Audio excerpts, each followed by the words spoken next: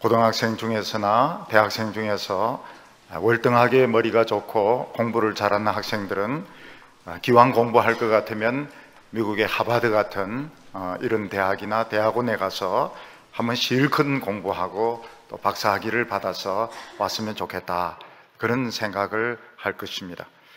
그러나 워낙 학비가 비싸고 또 높은 성적을 요구하고 있기 때문에 그렇게 잘 되지가 않습니다. 아주 오래전에 그 하버드 대학 가까이에 있는 캠브리지 한인교회라고 있습니다.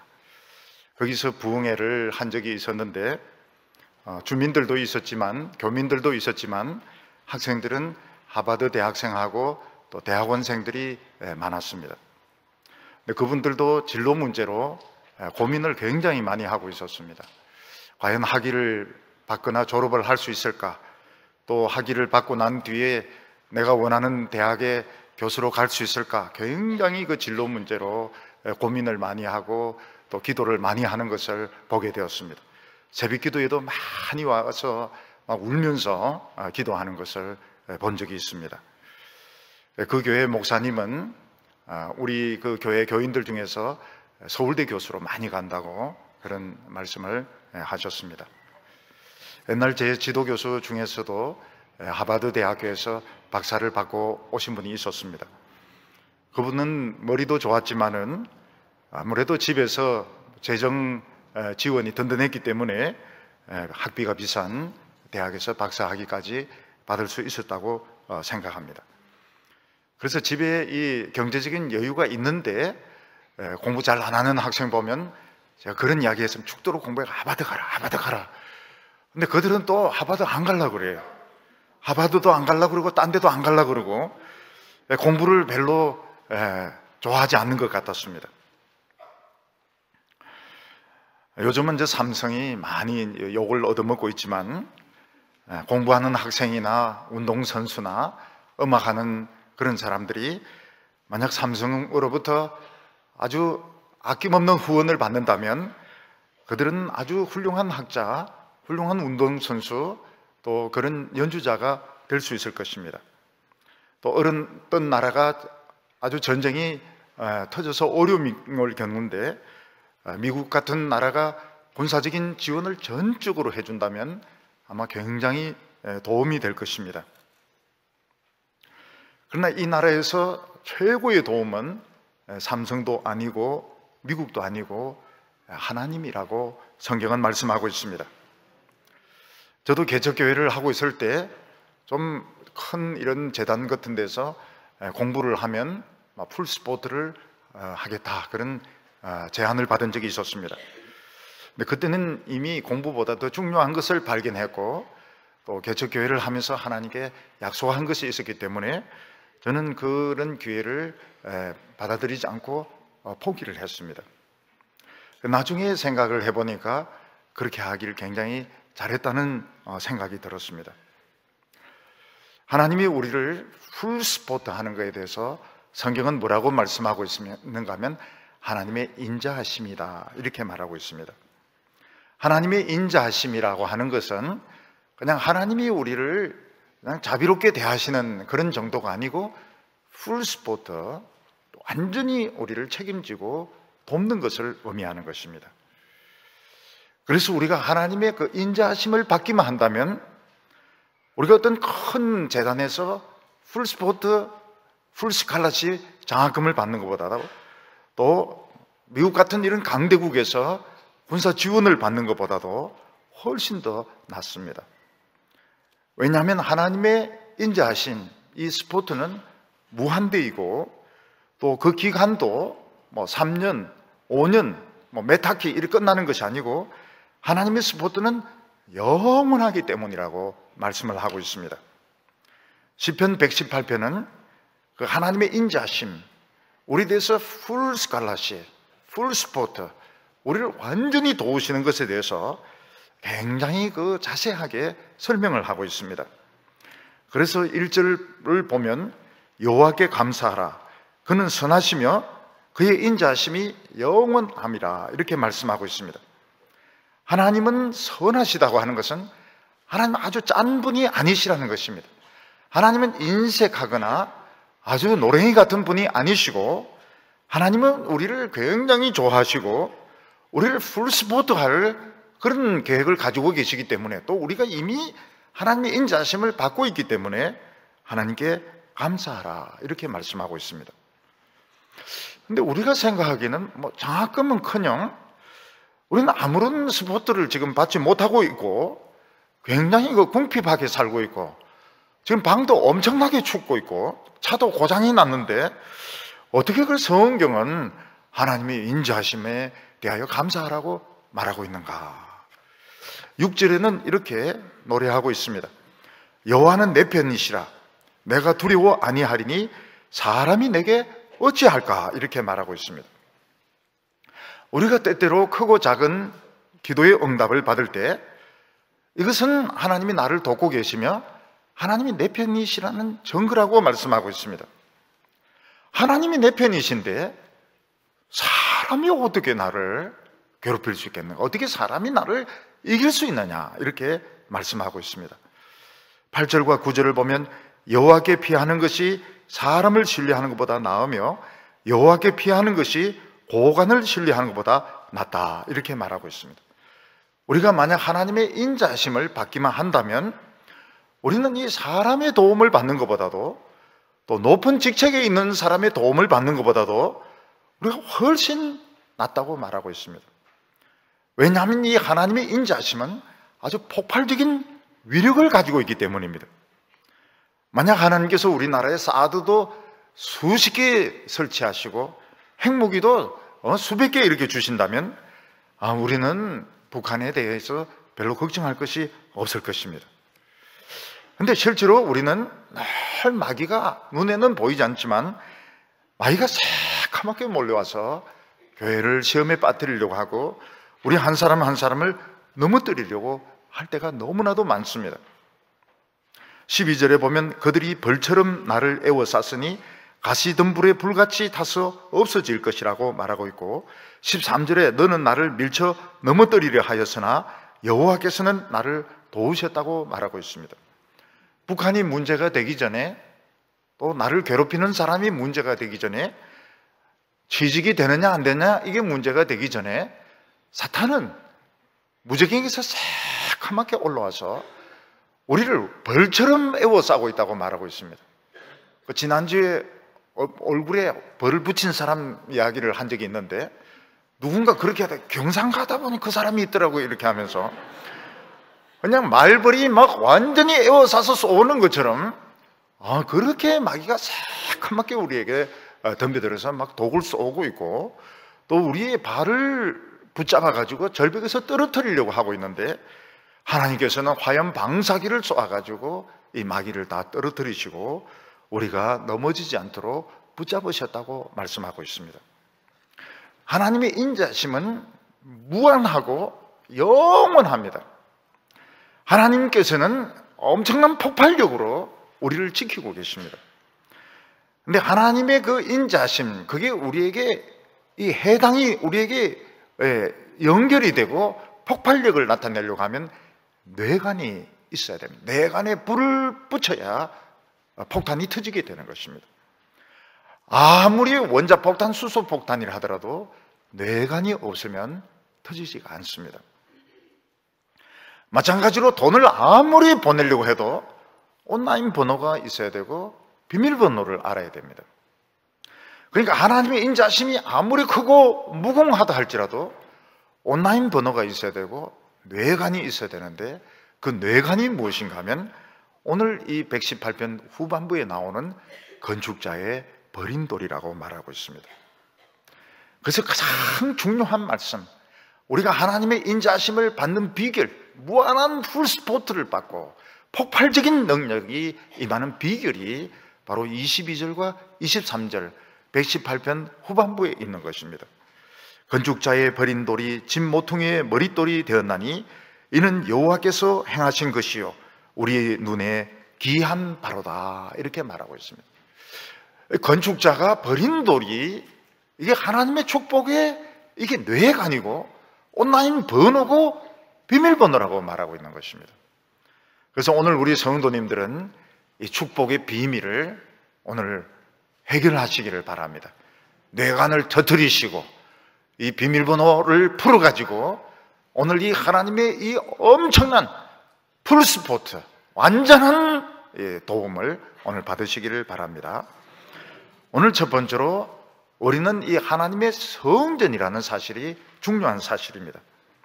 하나님께서는 우리를 너무너무 사랑하셔서 우리에게 인자를 베푸시고 우리를 도와주시기를 원하십니다. 그런데 우리는 사실 하나님을 별로 좋아하지 않고 특히 하나님에게 매이는 것을 아주 싫어하기 때문에 우리는 진짜 중요한 하나님의 도움을 받을 수가 없습니다. 야생동물들의 예를 들어서 설명을 하면 야생동물들은 사람을 좋아하지 않습니다. 특히 사람에게 매이는 것을, 붙잡히는 것을 아주 싫어합니다. 그래서 야생동물이 사람에게 어떤 병이 들거나 상처를 입거나 이렇게 해서 사람이 도우려고 해도 야생동물들은 사람을 싫어하고 사람에게 붙들리는 것을 싫어하기 때문에 길을 쓰고 도망을 갑니다. 그래서 야생동물을 도울 수가 없습니다. 야생동물들은 사람들과 함께 있는 것을 너무 싫어합니다. 마찬가지로 하나님의 선하심과 인자하심이 아무리 크고 무한하다 하더라도 우리는 늘 하나님으로부터 달아나기를 좋아합니다. 우리는 하나님에게 매이는 걸 굉장히 싫어합니다. 그래서 어렸을 때는 교회를 열심히 다니던 이런 어린이들도 청소년이 되면 그냥 무슨 반항심이 생겨서 교회 오기 싫어하고 청년기가 되면 정말 싫어하는 경우가 많습니다. 우리는 늘 하나님으로부터 달아납니다. 그래서 하나님이 우리를 돕고 싶어도 도울 수가 없습니다. 하나님은 우리를 어떻게 도우십니까? 우리를 오래전부터 몰아와야 됩니다. 몰아와가지고 우리를 결국 사로잡아야 되고 그 사로잡힐 때 엄청나게 몸부림을 칩니다. 하나님께 안 붙잡히려고 하나님에게 매이지 않으려고 막 발버둥을 치는데 결국은 병 때문에, 결국 그 어려움 때문에, 결국 말씀 때문에 붙들리게 되고 그리고 하나님께서 우리를 어디로 유도하십니까? 성전으로 유도하셔서 거기서 기도하게 하시고 거기서 응답받게 하시는 것입니다. 야곱은 어렸을 때부터 집에서 이렇게 놀면서 자기 그 집의 비밀에 대해서 알게 되었습니다. 그 야곱의 집의 비밀이 무엇인가 하면 하나님의 엄청난 축복이 상속이 된다는 것입니다. 아브라함으로부터 아버지 이삭으로 그 다음에 또 후손으로 어마어마한 축복이 상속이 된다는 것을 야곱은 알게 되었습니다. 야곱은 그 하나님의 축복을 내가 차지해야 되겠다. 그래서 별의별 짓을 다 합니다. 그래서 사냥하고 아주 허기져서 돌아오는 형을 팥죽 한 그릇으로 장자권을 사기도 합니다.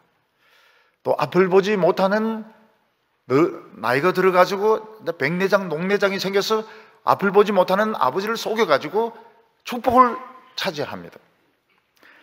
근데 하나님의 이 축복은 불발이었습니다. 하나님의 축복은 야곱에게 오지 않았습니다. 오히려 형의 엄청난 진노를 사가지고 빈손으로 도망을 치다가 야반 도주해가지고 빈들에서 돌을 베게 하고 자게 됩니다. 그때가 야곱의 인생의 최고 밑바닥이었습니다. 근데 그때 하나님의 말씀과 함께 하나님의 하나님의 인자하심을 체험하게 되는데 그때 야곱은 여기가 성전이구나, 여기가 하늘의 문이구나 하는 것을 깨닫게 됩니다. 그렇지만 야곱은 이 하나님과의 만남, 하나님의 약속을 어떻게 이것을 자신에게 적용해야 될지 몰라가지고 결국 하란에 가가지고 결혼을 한다고 또 먹고 산다고 또 돈을 모은다고 20년이라는 시간을 허비를 하게 되는 것입니다. 이것은 오늘 우리들에게도 마찬가지입니다. 우리는 하나님의 인자심, 하나님의 선하심 그걸 잘 모릅니다. 그리고 하나님에게 매이는 것을 굉장히 싫어합니다. 그래서 우리는 항상 하나님으로부터 도망을 칩니다. 하나님께서 우리를 붙잡으셔가지고 질병으로, 가난으로, 불가항력적인 이런 방법으로 붙잡으셔서 결국 성전에서 말씀을 듣게 하시고 거기서 인자하심을 받게 하는 것입니다. 15절에 보면 의인들의 장막에는 기쁜 소리, 구원의 소리가 있으며 여호와의 오른손이 권능을 베푸시며, 이 의인의 장막이라고 하는 것이 무엇을 말하는가 하면 결국 이 성전을 말합니다. 여기 의인들은 처음부터 죄를 짓지 않고 하나님을 좋아하던 그런 사람들이 아닙니다. 이들도 처음에는 세상을 좋아했고 하나님에게 매이는 것을 싫어하는 죄인들이었습니다. 그런데 하나님이 불가항력적인 그런 힘으로 붙잡으셔서 하나님의 손에 붙들리면서 의인이 되었던 것입니다. 하나님은 우리가 태어나기도 전부터 서서히 우리를 몰아오셨습니다. 그러다 어느 순간 결정적으로 하나님의 손에 붙들리게 되고 은혜를 받게 되고 그리고는 교회로 모이게 됩니다. 교회가 성전인 것입니다. 왜 성전에 올 수밖에 없습니까? 하나님의 말씀이 양식이기 때문에 하나님의 말씀을 안 들을 수가 없습니다. 하나님의 말씀을 안 들으면 죽을 수밖에 없기 때문에 하나님의 말씀을 듣기 위해서 성전으로 모이는 것입니다. 그때 하나님께서는 성전에서 어느 손으로 구원해 주시는가 하면 오른손으로 구원해 주신다고 말씀하셨습니다. 사람들은 다 오른손 왼손이 있는데 왜 오른손과 왼손의 힘의 차이가 있는지 알 수가 없습니다. 양손이 똑같이 힘이 있으면 좋겠는데 그렇지가 않아요. 거의 대개는 오른손잡이입니다. 그리고 가끔씩 왼손잡이가 있습니다. 근데 오른손 왼손이 같지가 않아요. 세상은 전부 거의 대개 오른손잡이 중심으로 되어 있습니다. 선생님이 칠판에 글을 쓸 때도 오른손으로 막 이렇게 써야 아이들이 이 머릿속에 팍팍 들어오지, 왼손으로 막 이렇게 쓰면 아이들이 막 헷갈립니다. 지금 이 선생님이 뭐가 이상해요. 영어도 왼손으로 막 이렇게 쓰면 뭐가 이상합니다. 왜냐하면 이 칠판이 오른쪽에서 왼쪽으로 가게 되기 때문에 왼손으로 쓰면 뭐가 이상해요. 피아노도 그렇습니다. 피아노도 높은 음은 오른손으로 치게 되고, 바이올린도 그렇습니다. 바이올린. 옛날에는 운전 그 기아도 다 오른쪽에 붙어 있었습니다. 그 오른손은 확실히 힘이 있습니다. 오른손. 왼손으로 맞으면 좀 얼얼한데요. 오른손에 맞으면 기절을 해버립니다. 근데 하나님도 오른손하고 왼손이 차이가 있는 겁니다. 하나님도 차이가 있어서요. 하나님도 오른손은 굉장히 펀치가 세시고 왼손은 좀 약하신 것 같아요. 하나님은 그래도 세죠. 그래도 센데 하나님은 오른손하고 왼손이 차이가 있는 것 같아요. 하나님은 이 세상 일은 무엇으로 일을 하십니까? 하나님 세상 일은 왼손으로 하십니다. 왼손으로. 왜냐하면 왼손으로 해도 충분하기 때문에. 뭐 정치나 경제나 뭐 교육이나 이런 거 다 왼손으로 다 할 수 있습니다. 근데 우리가 교회에서 하나님 성전에서 말씀을 듣고 기도할 때는 무엇으로 응답해 주십니까? 오른손으로 응답을 해 주십니다. 그래서 이 오른손과 왼손의 차이를 느껴야 됩니다. 이 세상에 성공하고 세상에서 유명해지고 세상에 복을 받는 것은 왼손인 겁니다. 근데 교회에서 하나님의 말씀이 임하고 기도가 응답이 되고 성령 충만을 받는 것은 강력한 오른손입니다. 하나님께서는 우리가 성전으로 오게 하셔서 말씀을 듣고 기도할 때 오른손으로, 굉장히 센 손으로 우리를 붙잡아 주시고 권능을 행하신다고 말씀하고 있습니다. 잘 못 알아들으니까 16절이 나옵니다. 16절에 한 번 더 설명을 합니다. 이 교인들이 무슨 소린가 이러기 때문에 한 절을 더 집어넣은 겁니다. 여호와의 오른손이 높여 들렸으며 여호와의 오른손에 권능을 베푸시는도다. 하나님이 원래 오른손이 셉니다. 그래서 그냥 때려도 그냥 쓰러지는데 높이 들어서 꽉 내리치니까 그냥 힘이 실려가지고 그냥 박살이 나는 것입니다. 하나님은 우리가 성전에서 말씀을 듣고 기도할 때 오른손으로 응답해 주시는데 그것도 높이 들었다가 힘을 실어서 꽉 내리치시기 때문에 굉장한 폭발력으로 나타나게 됩니다.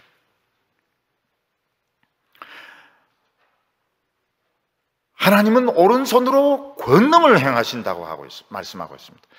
그래서 세상하고 교회를 같은 레벨에서 보고 생각하면 안 되는 겁니다.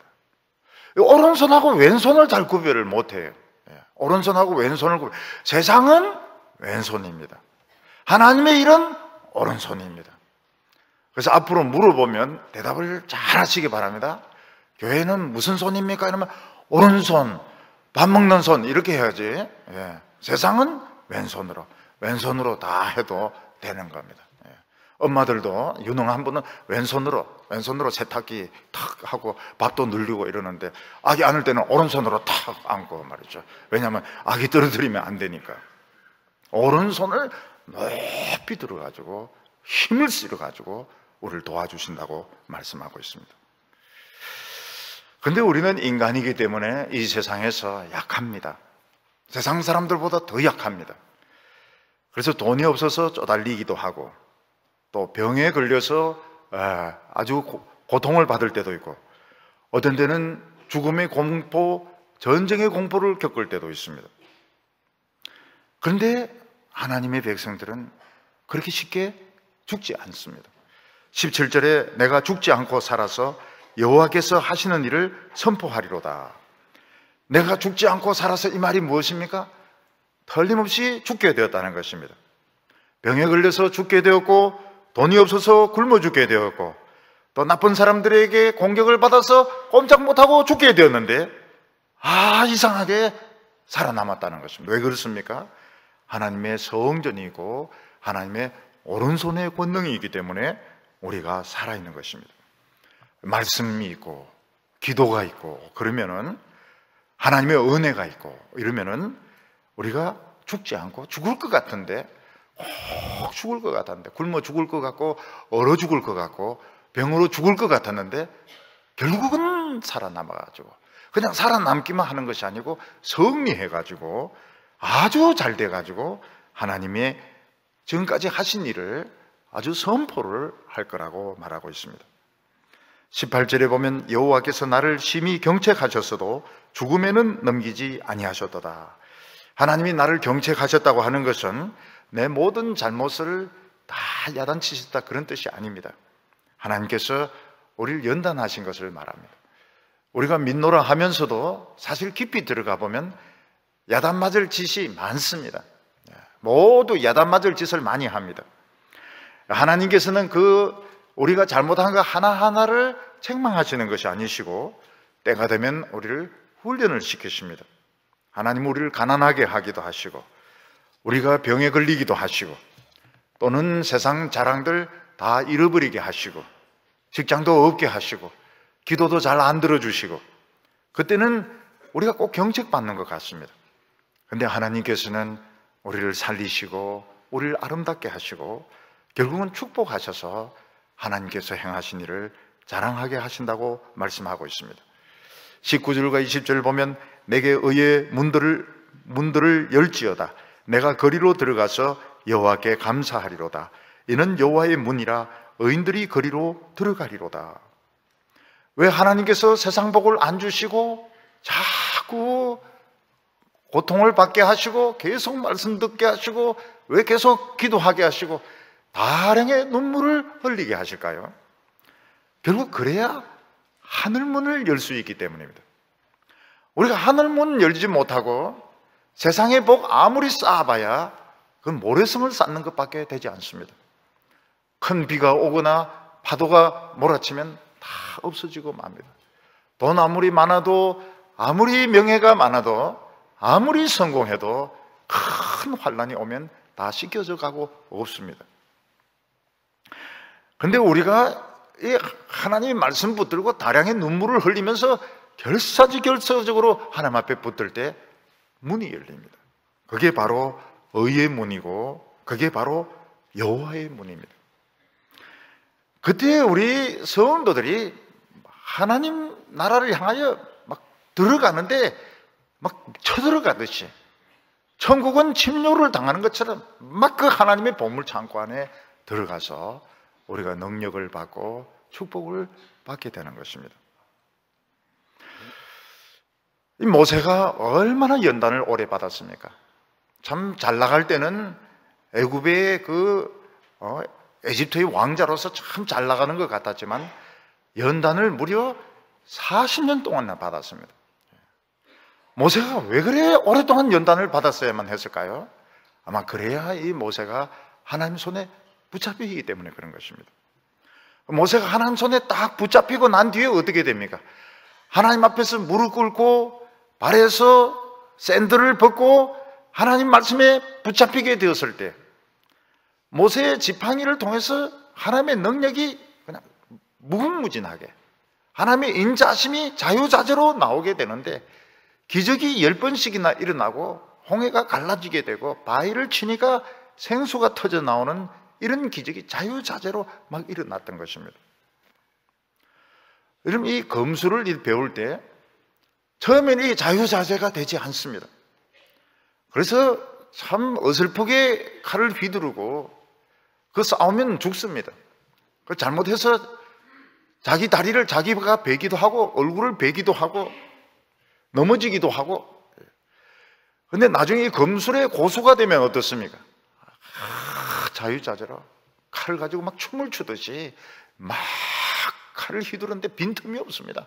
그리고 굉장히 정확한 급소급소를 찌르고 공격을 하기 때문에 아무도 그를 막아내지를 못하는 것입니다.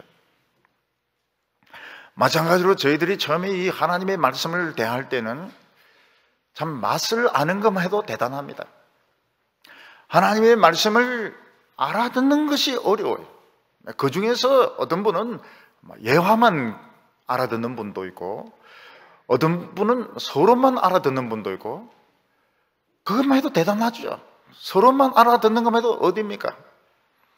근데 이제 조금씩 지나면서 이제 맛을 알게 됩니다. 진국의 맛을 알게 되고 좀 지나면 풀 스토리가 머릿속에 탁 다 들어옵니다. 마치 사진을 찍는 것처럼 처음부터 끝까지 내용이 완벽하게 머릿속에 들어오는데 어떤 때는 하나도 빠뜨리지 않고 머릿속에 다 집어넣습니다. 그런데 나중에 좀 지나면 어떻게 됩니까? 이걸 막 적용을 하게 되고 또 해석을 하게 되고 나름대로 발전을 시키게 되고 그러면서 이 세계가 막 확대되기 시작합니다. 성경 한 구절을 가지고 막 이게 발전을 하게 되고 상상을 하게 되고 적용을 하게 되는데 그 말씀의 세계 안에서 막 뛰놀면서 막 상상을 하면서 어떤 데는 희죽희죽 웃기도 하고 어떤 데는 울기도 하고 정신병자 같이. 정신병자가 뭐 따로 있는 게 아닙니다. 그 헷가닥한 그 사람도 정신병자지만 하나님 말씀 속에서 막 울고 웃고 이렇게 하는 사람도 어떻게 보면 정신병자하고 비슷해. 남들은 이해를 못합니다. 근데 생생한 하나님의 음성을 많이 듣습니다. 자꾸 말씀하세요. 인스피레이션. 하나님의 계시는 성경으로 끝났지만 이 영감의 그 말씀이 계속됩니다. 하나님이 계속 말씀하시고요. 근데 그게 굉장히 정확할 때가 많아요. 처음엔 틀릴 때도 많아요. 처음엔 엉터리도 많은데 나중에는 아주 정확하고 섬세하고 그리고 기도하면 자꾸 응답이 일어나게 됩니다. 응답이 일어나고 역사가 일어나게 됩니다. 그게 바로 의의 문이고 여호와의 문이 열리는 것입니다. 하나님 이 복을 주시려고 우리를 연단하시고 이 복을 주시려고 우리를 징책을 하시고 이 복을 주시려고 우리를 가난하게 만드셨던 것입니다. 그래서 21절에 보면 주께서 내게 응답하시고 나의 구원이 되셨으니 내가 주께 감사하리로다. 여러분 하나님이 내 기도에 응답한다는 게 이게 보통 일이 아닙니다. 보통 일이 아니에요. 우리가 아무에게나 전화를 걸었는데 상대방이 나와 아는 사람하고 연결된다고 하는 것은 그 가능성은 참 그거는 없습니다. 아무 전화나 눌렸는데 내 친한 친구, 가족하고 연결될 확률이라고 하는 것은 제로입니다. 만약 하나님하고 통화가 된다면, 하나님하고 통화가 된다면 이거는 더 놀라운 기적이죠. 그래서 우리가 많은 기도를 드리지만 사실 응답을 못 받을 때가 더 많습니다. 근데 어떤 순간부터 기도가 응답되기 시작합니다. 기도를 오래 하는 것도 아니고 잘하는 것도 아니고 또 우리가 특별한 사람도 아닌데 진짜 틀림없이 기도가 응답된 거예요. 이거는 정말 기도가 응답된 겁니다. 여러분, 그때 그것을 가볍게 생각해서는 안 됩니다. 이거는 굉장히 중요한 축복이 내게 임하고 있는 거구나. 하나님이 내 편이 되시고 이 하늘 문이 지금 열리고 있는 것이구나. 그래서 그걸 확실하게 잡아야 됩니다. 그리고 문 열린 것을 막 비집고 들어가야 돼요. 기도 응답은 기도 응답이고 먹고 사는 문제는 먹고 사는 문제고 이러면 도로 닫혀버립니다. 문이 열렸을 때 어떻게 해야 됩니까? 비집고 들어가야 돼요. 지하철이 닫히려고 할 때 가방부터 넣고 우산부터 넣고 비집고 들어가야 돼요. 잘못하면 끌려가서 죽지만은 지하철이 닫히려고 할 때 그냥 들어가야 돼요. 들어가야 돼요. 구경하고 있으면 탁 닫혀버립니다. 다음 열차는 딴 데 가는 거거든요. 다음 열차는 딴 데로 간다고요. 그러니까 문이 열리면은 그걸 막 비집고 들어가고 그걸 발전을 시키고 그걸 적용을 하고 그걸 살리고 그걸 구체화시키고 이래야 되는데 맨날 그냥 그거는 아무것도 아닌 거고 그냥 자꾸 돈을 챙기고 뭐 사람들 챙기고 이러니까 문이 닫혀버리는 겁니다. 주께서 나에게 응답하시고 그래서 한번 응답을 체험하면 어떻게 됩니까? 막 밀고 들어가야 됩니다. 경상도 말로 쑤시고 들어가야 돼요. 그러면 보잘것없는 기도도 막 들어주십니다. 짧게 기도한 것도 들어주세요. 제가 처음에 교인들을 어떤 그 아픈 교인이 있어서 기도를 짧게 했더니 한 번 더 해주세요 이렇게 합니다. 길이가 너무 짧아가지고 그럼 또 한 번 더 해줍니다. 왜냐하면 길이를 맞춰줘야 되니까요. 우리 아이도 어렸을 때 엄마가 아프니까 기도해라 이러니까 기도를 애가 하고 난 뒤에 기도를 짧게 해서 미안하다 그래요. 그러니까 애들도 이걸 아는 거예요. 기도를 어느 정도 이 양을 때워야 되는데 애니까 너무 짧게 해서 응답 안 될 것 같다는 이야기를 하는 겁니다. 근데 그런 거 없어요. 지시한 것도 다 들어주시고요. 생각한 것까지도 들어주시고요. 구원의 하나님, 하나님은 어려움에서 확실하게 건져주신다고요. 어떤 장학금보다도 어떤 연구비보다도 어떤 나라의 지원보다도 하나님의 인자하심을 받아야 된다고요. 그래서 이 장학금 가지고 막 신경 쓸 필요가 없어요. 그리고 어떤 나라 지원 가지고 싸울 필요가 없어요. 왜냐하면 하나님의 인자하심을 받아놓고 틈만 생기면 밀고 들어가는 겁니다. 밀고 들어가요. 그러면 확실한 지원을 하나님이 해주시겠다고 약속하고 있습니다. 오늘 두 번째는 그 내관이 하나님의 그 폭발적인 축복의 내관이 건축자의 버린돌이라고 말씀하고 있습니다. 하나님이 아무리 우리를 도우시려고 해도 인자하심을 주려고 해도 하나님과 우리 사이에 연결고리가 없으면은 이게 오지를 않습니다. 아무리 폭발력을 가진 원자폭탄, 수소폭탄이 있어도 뇌관이 없으면 그 폭탄은 터지지가 않습니다. 불발인 겁니다. 그래서 야곱이 그 자기 집의 비밀을 알았고 그 축복을 차지하려고 팥죽 가지고 장자권을 사고 아버지를 속이고 축복을 받고 이래도 불발이었어요. 왜냐하면 뇌관이 없었기 때문입니다. 아브라함의 집과 이삭의 집은 축복은 있었지만 뇌관은 딴 데 있었던 것입니다. 하나님의 능력과 풀스포트가 우리에게 나타나려면, 전쟁을 물리치는 위력이 나타나려고 하면 이 연결고리 그리고 뇌관을 터뜨려야 됩니다. 근데 그 뇌관이 뭔가 하면 건축자의 버린 돌이라고 말하고 있습니다. 12절 말씀 보면 건축자가 버린 돌이 집 모퉁이의 머릿돌이 되었나니 이는 여호와께서 행하신 것이요 우리의 눈에는 기이한 바로다. 이 건축자는 누구를 말합니까? 하나님의 집 성전을 짓는 사람들을 말합니다. 이스라엘의 제사장들이고 이스라엘의 백성이고 이스라엘의 지도자들이고 이 세상의 권력을 잡은 사람들이 다 나름대로는 하나님의 축복을 받으려고 집을 짓는 사람들이었습니다. 그런데 이런 성전, 이런 축복의 집을 지으려고 하면 이 기초가 되는 돌, 머릿돌을 아주 크고 튼튼한 것으로 이걸 놓아야 됩니다. 우리나라에 100층 넘는 이런 건물을 세우려고 하면 기초를 아주 단단하게 해야 되는 것처럼 이 성전도 마찬가지입니다. 성전이나 어떤 정권이나 어떤 학문이나 무엇이든지 그 모퉁이 돌이 아주 잘생기고 튼튼한 것으로 박아 놓아야 그 건물이 지진에 무너지지 않는 것입니다.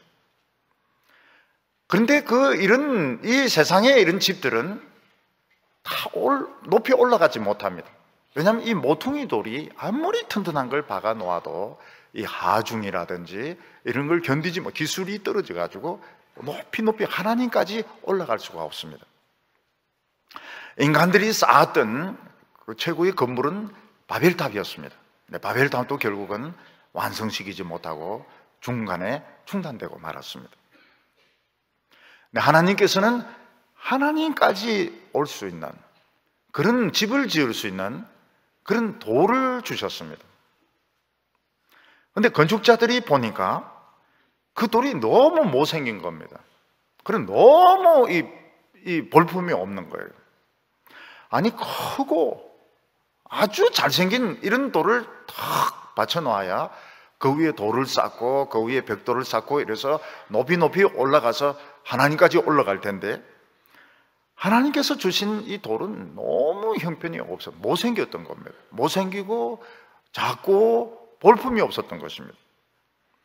그래서 건축자들이 이 돌을 던져버렸습니다. 근데 그냥 던진 게 아닙니다. 어떻게 던졌을까요?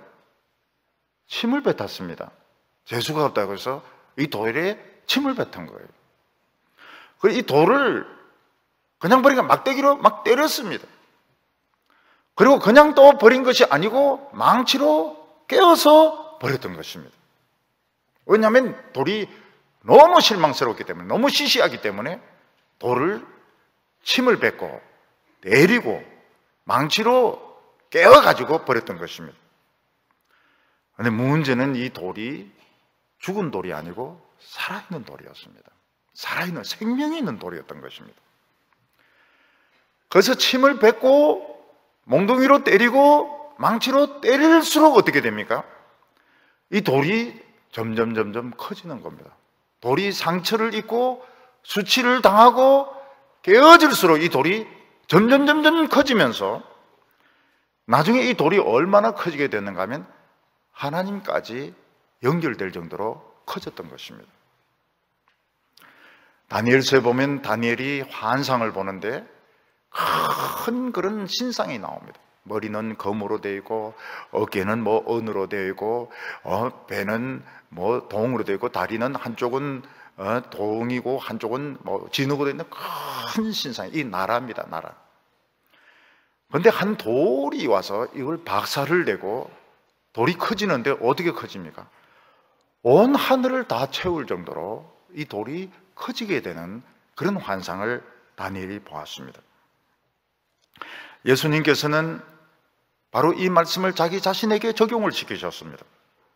마태복음 21장 42절에 보면 예수께서 이르시되 너희가 성경에서 건축자의 버린 돌이 모퉁이의 머릿돌이 되었나니 이것은 주로 말미암아 된 것이요 우리 눈에 기이하도다 함을 읽어본 일이 없느냐. 예수님이 포도원 비유를 하십니다. 어떤 주인이 포도원을 만들고 소장인들에게 주고 떠났습니다.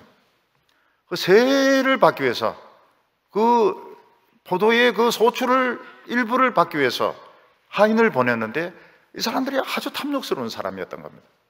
포도원을 뺏기로 했던 것입니다. 그래서 그 하인을 때려가지고 보내었습니다. 또 다른 하인을 보내니까 죽였습니다.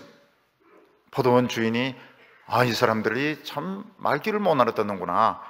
그래서 아들을 보내요. 이 포도원은 너희 것이 아니고 내 것이라고. 그래서 아들을 보내었습니다. 근데 그 포도원을, 포도 농사를 짓는 그 소작인들이 상속자를 죽이면 우리가 이 포도원을 차지할 것이다, 이렇게 생각해서 그 상속자 아들을 포도원 밖으로 끌고 가서 죽여버렸던 것입니다. 그런데 아들을 죽였는데 어떻게 됩니까?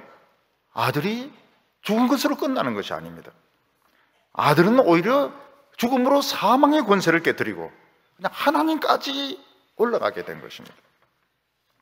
베드로 사도는 이렇게 말하고 있습니다. 베드로전서 2장 4절과 5절 보면 사람에게는 버림받았으나 하나님께는 택하심을 입은 보배로운 산돌이신 예수께 나아가 너희도 산돌같이 신령한 집으로 세워지고 예수 그리스도로 말미암아 하나님이 기쁘시게 받으실 신령한 제사를 드릴 거룩한 제사장이 될지니라. 예수님은 사람들에게 버림을 당했습니다. 왜냐하면 그는 학식이 많은 사람이 아니었고 돈이 많은 사람이 아니었고 지지 세력이 많은 분이 아니었습니다. 사람들은 예수를 보고 시시해, 시시해.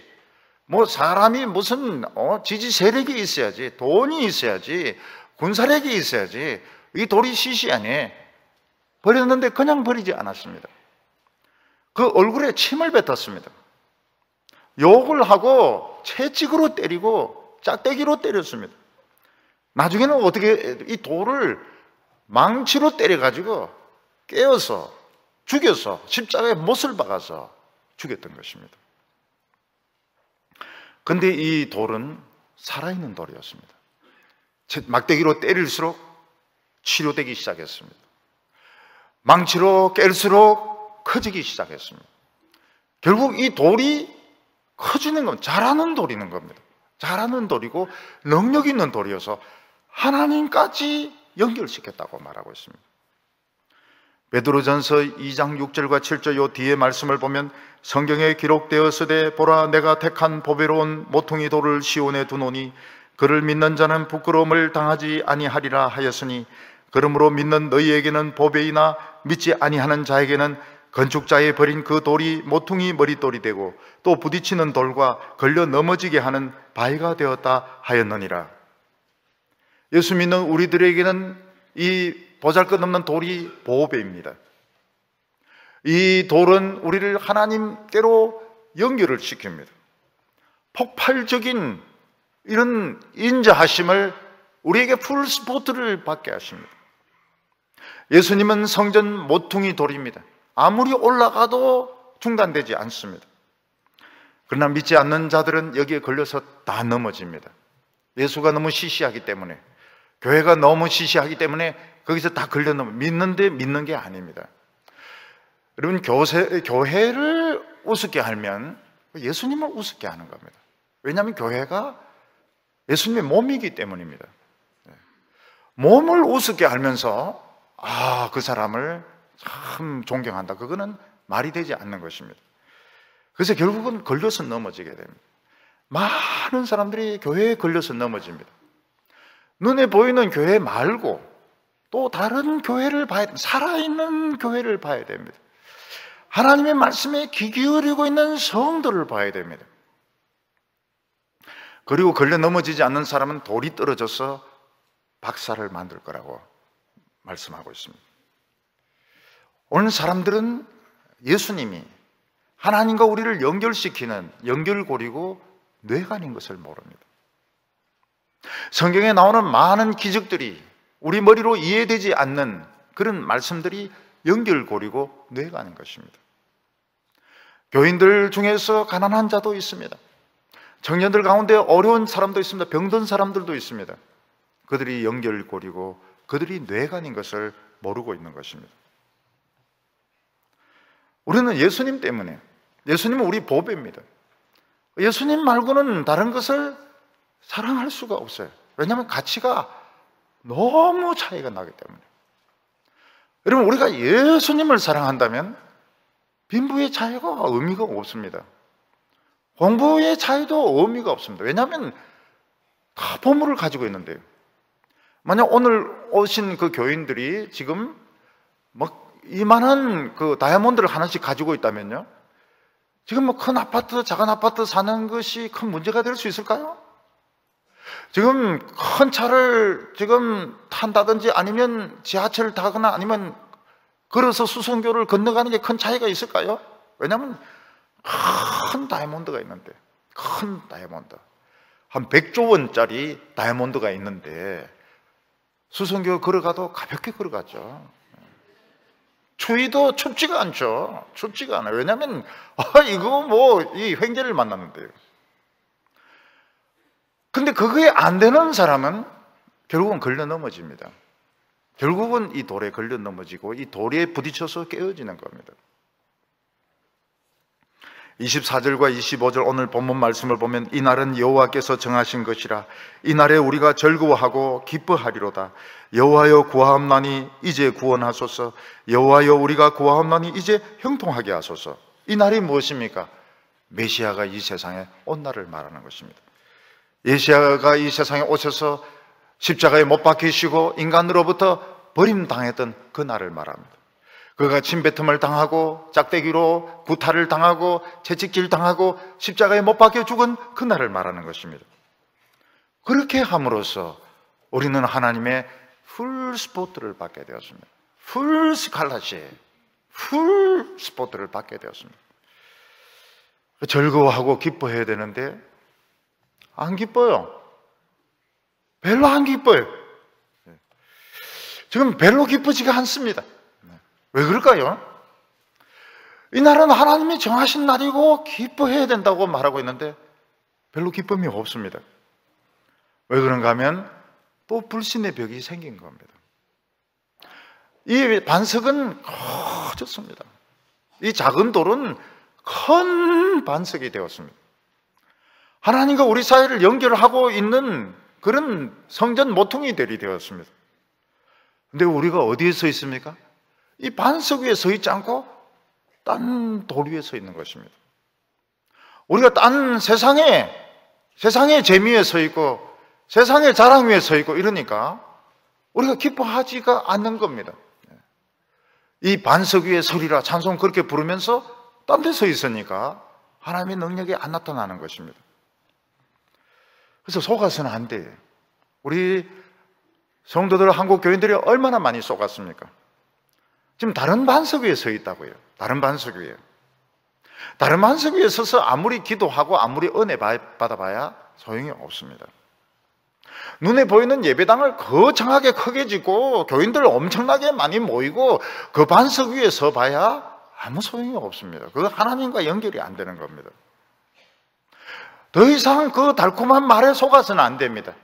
우리 눈에 보이는 것에 속아서는 안 돼요. 왜냐하면 그게 응답이 없어요. 기쁨이 없습니다. 좀 일시적으로 사람을 기쁘게 해주는 것 같지만 그건 기쁨이 아닙니다. 세상 복을 하나님의 복인 것처럼 축켜 세우고 세상의 온갖 자랑들을 주렁주렁 걸치고 그걸 성전이라고 속이는 거기에 속았기 때문에 기쁨이 없는 겁니다. 이런 이 성전 모퉁이돌은 오직 예수님밖에 없습니다. 침뱉음을 당하시고 짝대기에 맞으시고 못이 박히신 그 예수님밖에 없습니다. 우리는 예수님만 자랑해야 돼요. 예수님만 우리의 보배인데 딴 기초 위에 서서 은혜를 받습니다. 실컷 자랑합니다. 교회 큰 거 자랑하고 설교 재미있는 거 자랑하고 그렇게 해봐야 이 돌 위에 서 있는 게 아닙니다. 이 반석 위에 서 있는 게 아닙니다. 결국 돌과 부딪히게 됩니다. 우리는 지금 제일 신기한 게 무엇일까요? 돈 막 버는 게 신기하고 우리 자식 공부 잘하는 거 신기하고 이래가 되는 길이 아닙니다. 내가 예수 믿는 것이 신기하고 말씀 듣는 것이 신기하고 하나님의 응답받는 것이 신기하고 신기하네. 내 같은 경우 어떻게 예수를 믿게 되었을까? 어떻게 내가 이 성경을 이해를 하게 되었을까? 어떻게 나에게 응답이 오게 될까? 이걸 신기하게 생각하고 나는 진짜 보물을 가졌구나. 이렇게 될 때 우리에게 기쁨이 오게 되는 것입니다. 오늘 세 번째로 진정한 성전의 제사가 무엇이냐 하는 것입니다. 하나님의 성전에서 제일 중심이 되는 것은 그 뜰이 있는 제단이었습니다. 이 성전 제단에서 짐승을 불태우게 되는 것이 하나님의 성전의 핵심이었습니다. 그런데 이 성전 제단은 전 세계에 비슷한 것이 없는 독특한 모습을 가지고 있었습니다. 그 성전 제단의 특징이 무엇인가 하면 내 모퉁이에 뿔이 있는 것입니다.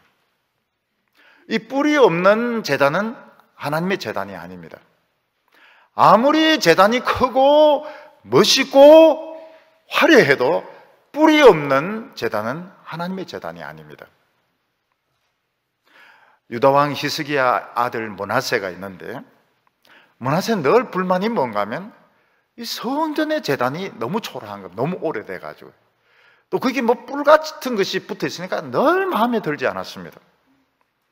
그래서 므낫세는 외국에 갔다가 크고 멋있는 그 제단을 보고는 그걸 그려오게 해서 그것을 성전뜰에 세우고, 원래 있던 그 초라하고 뿔 있는 그 제단을 치워버렸습니다. 그리고 유다는 정신적으로 죽습니다. 이 뿔이 있는 제단, 이게 하나님의 제단인 것입니다. 오늘 이 말씀을 보면 이 뿔이 어떤 역할을 했는지 설명을 해주고 있습니다. 26절과 27절 보면 여호와의 이름으로 오는 자가 복이 있으며 우리가 여호와의 집에서 너희를 축복하였도다. 여호와는 하나님이시라. 그가 우리에게 빛을 비추셨으니 밧줄로 절기 제물을 제단 뿔에 맬지어다. 여기서 뿔의 용도가 나옵니다.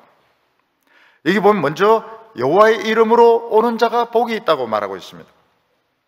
하나님으로부터 우리에게 온 분이 있습니다.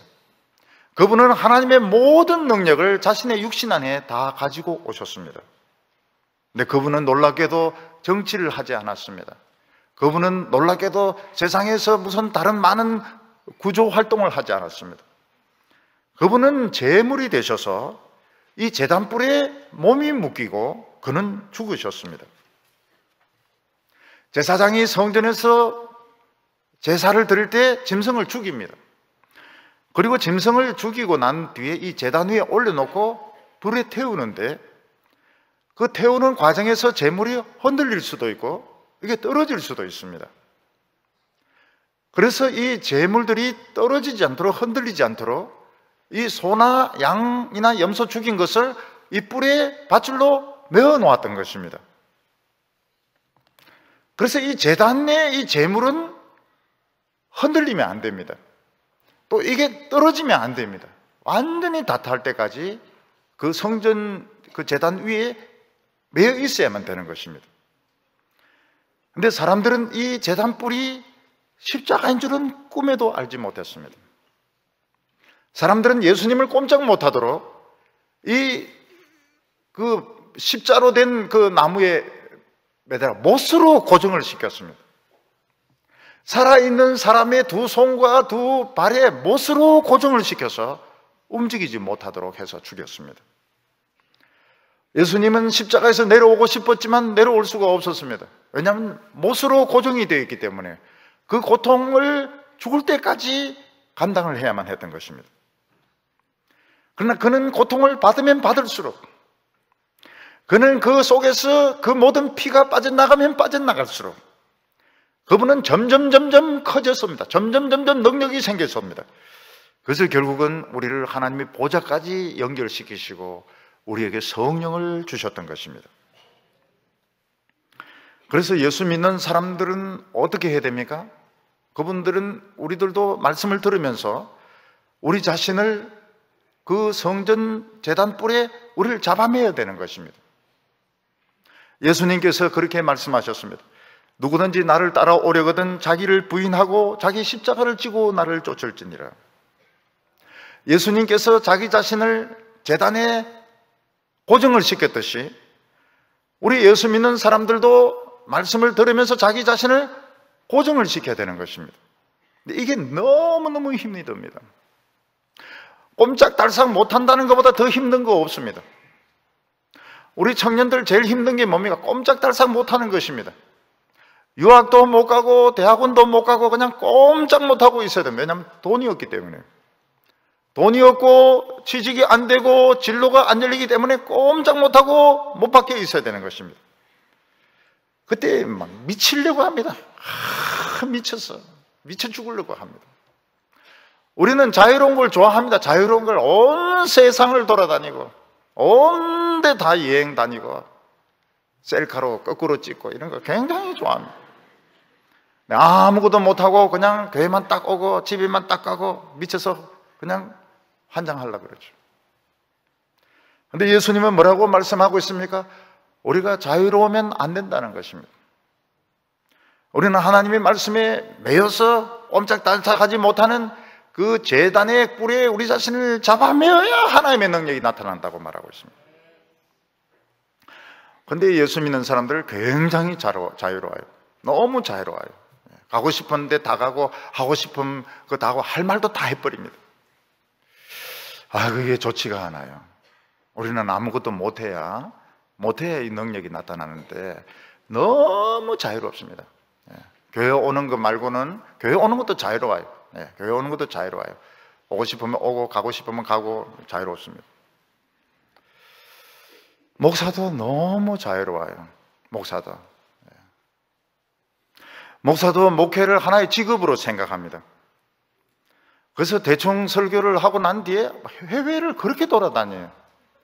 회회를 그렇게 돌아다니고 그 성지도 그렇게 가고요. 모세가 간 것도 자꾸 올라가고요. 이거는 무엇과 같은가 하면 재물을 바쳤는데 재물이 살아서 돌아다닌 것 같아요. 얼마나 민망한지 모릅니다. 지금 잡아놨는데 돌아다니고 있어요. 다리가 돌아다니고 있고 머리가 돌아다니고 있고요. 그런 게 어디 있냐? 있습니다. 우리 어렸을 때 닭을 잡는데 목을 비틀었어요. 털을 뽑았습니다. 근데 갑자기 얘가 정신이 번쩍 드는 거예요. 그래서 털 뽑힌 채로 돌아다닙니다.